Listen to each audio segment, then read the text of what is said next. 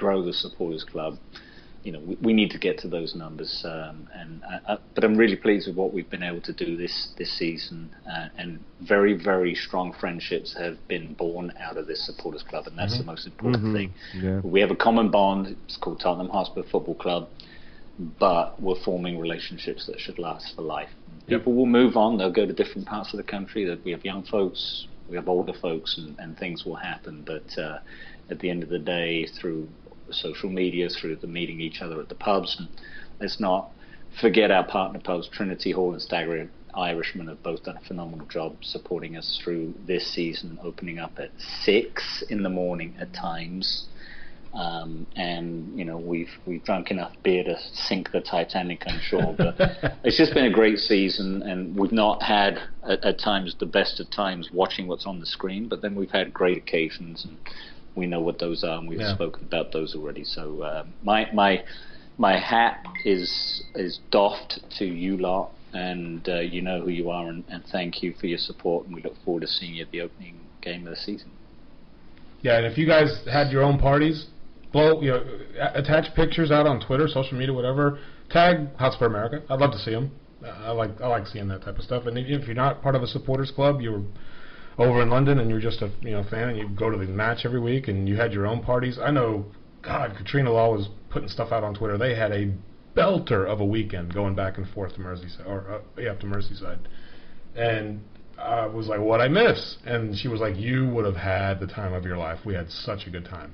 So that's the type of stuff I like to hear. It was about 8 or 9 of her friends and herself. So if you guys have stories, things like that, end of your parties, I'm sure everybody does something a little bit different, but everybody seems to have a pretty damn good time. So tell your stories. I want to hear it.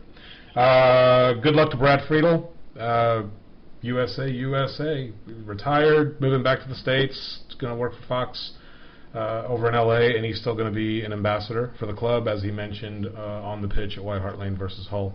That's going to be really cool, and we're hoping to maybe have him join Dallas Spurs for a weekend match and get together. We can do something with the American Outlaws in Dallas and Fort Worth in conjunction with, and maybe get him back on the podcast, do something together in studio or whatever we can. You mean he's been on the podcast before? Shut up.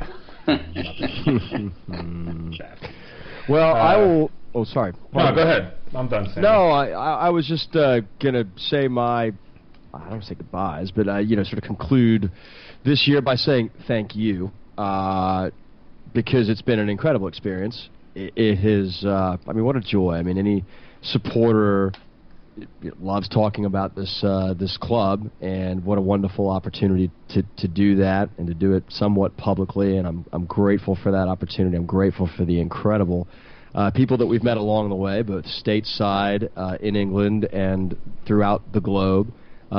2 pretty rich experiences physically in London. Yep. And just, it's marvelous. And, I laughed earlier today. I said, I've made people mad, I've gotten mad, and I'm like, well, that's really the joy of what we do. We're passionate about this club, and this show allows us a forum to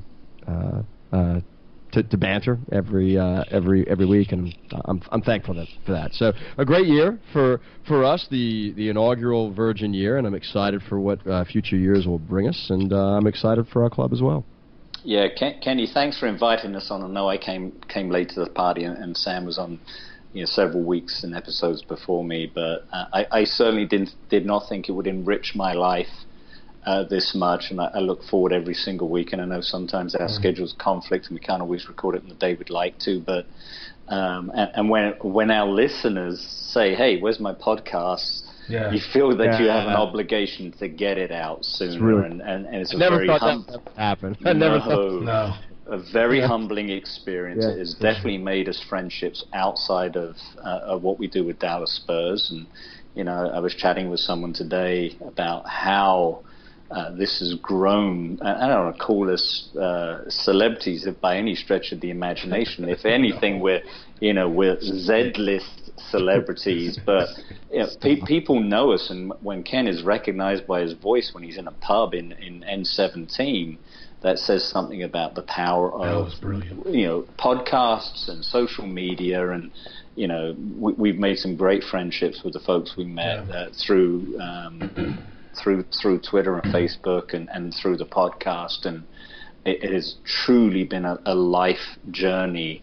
Certainly for me, in the last 6 months, we're doing the pod and running Dallas Spurs, and you heard what we did last week. For us to be as giddy as schoolgirls, taking 2 hours telling you what we did over the course of a weekend, you still have to pinch me for me to realize that we did all that stuff. And we mentioned Todd already, but didn't you tell me yesterday that Todd listened to last week's podcast 3 times? That's 6 hours out of his life. Yeah.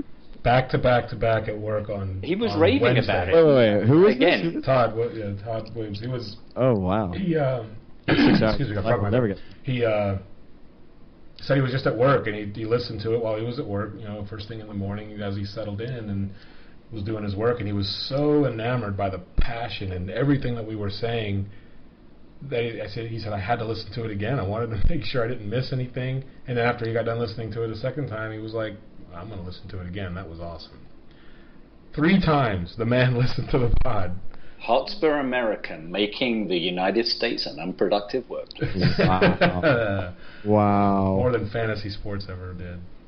I don't know. Well, anyway, we're appreciative of people who want to take so much time to do that. And thank you both for coming on.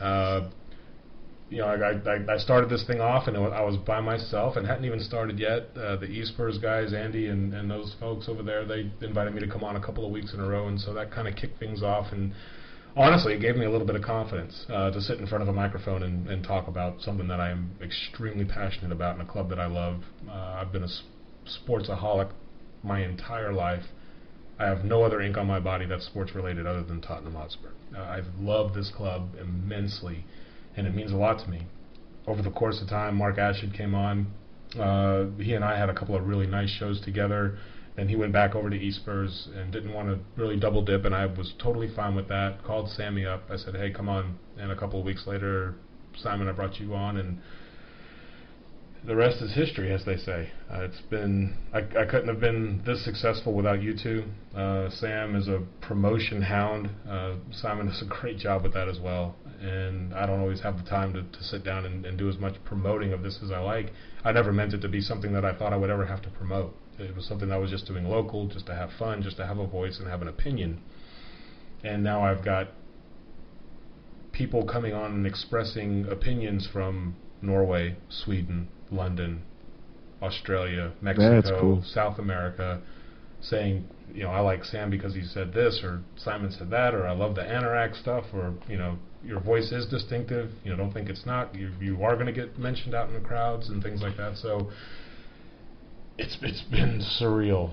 It's been really cool. And as this winds down our final episode, I just wanted to take the time just to tell all the listeners, anybody who's ever listened, and hopefully they'll listen to this last episode, thank you so much. We will be back for season 2, and we might even throw in a couple of surprises here during the summer. So hold on to your butts. It's about There's to get no real. way. There's no way that we could just sit around twiddling our thumbs over the summer. We're gonna be back. No, especially if we do some signings, dude. We got to have like emergency session. I mean, we're gonna do that. I think it's safe to say we're going to do a June and July episode, and then we'll probably even do a pre-season 1 or 2 before we get. Listen, man, I need this show to keep me off the streets. So, so this better not be our last one. Talking of the streets, did you see how full they were in Fulham? I mean Chelsea today.